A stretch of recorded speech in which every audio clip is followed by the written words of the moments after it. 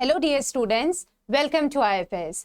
तो बच्चों, वो बच्चे जो सीयूईटी पीजी को के एग्जाम को अभी तक नहीं जानते हैं या उसके लिए प्रिपरेशन नहीं कर रहे हैं या उस एग्जाम को इम्पॉर्टेंट नहीं समझ रहे हैं, तो मैं आपको बता दूं कि सीयूईटी पीजी एक बहुत ही इंपॉर्टेंट और बहुत ही इमर्जिंग एग्जाम होने वाला है।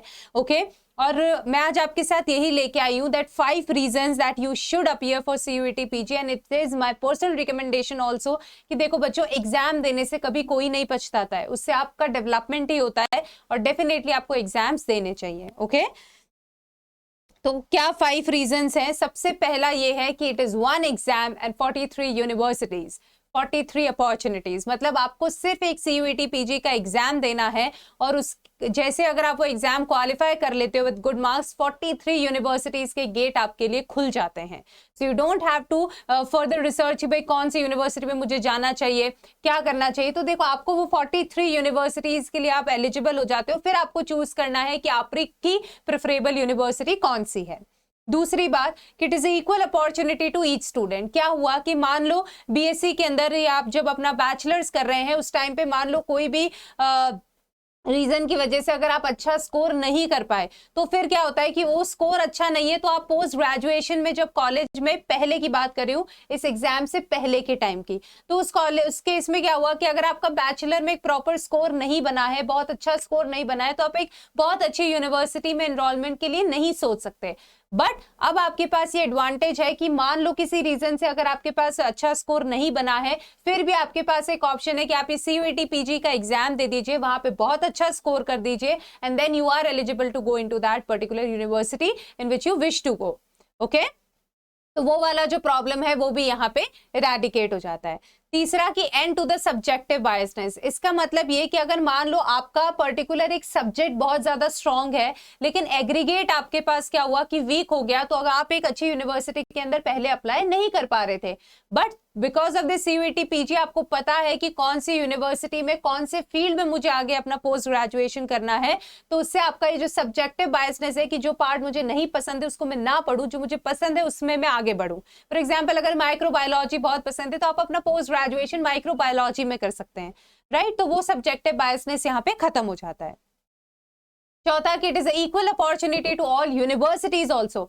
देखो, स्टूडेंट्स के लिए तो ये इक्वल अपॉर्चुनिटी है ही कि वो जिस यूनिवर्सिटी में चाहे आगे जाके अपना पोस्ट ग्रेजुएशन कर सकते हैं, लेकिन ये यूनिवर्सिटी के लिए भी एक इक्वल अपॉर्चुनिटी है, क्योंकि जब सीयूईटी का एग्जाम नहीं हुआ करता था तब हर एक यूनिवर्सिटी अपना एक ओन एंट्रेंस एग्जाम कंडक्ट करवाती थी और उसमें कुछ यूनिवर्सिटी का एग्जाम लेवल हाई होता था, कुछ यूनिवर्सिटी का एग्जामिनेशन लेवल लो होता था। तो ये डिस्क्रिमिनेशन भी अब नहीं होगा because all of these universities are under one exam, that is CUET PG. Okay, और लास्ट बात है कि entry into the competitive world.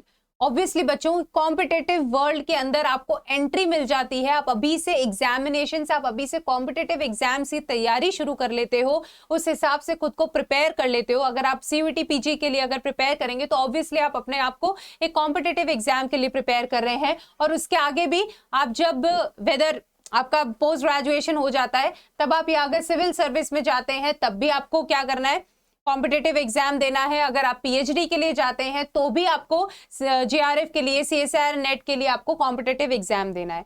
So it is an entry to the competitive world. उससे आपको पूरी प्रैक्टिस भी हो जाती है किस तरीके से कॉम्पिटिटिव एग्जाम होते हैं, किस तरीके से हमें प्रिपेयर करना होता है।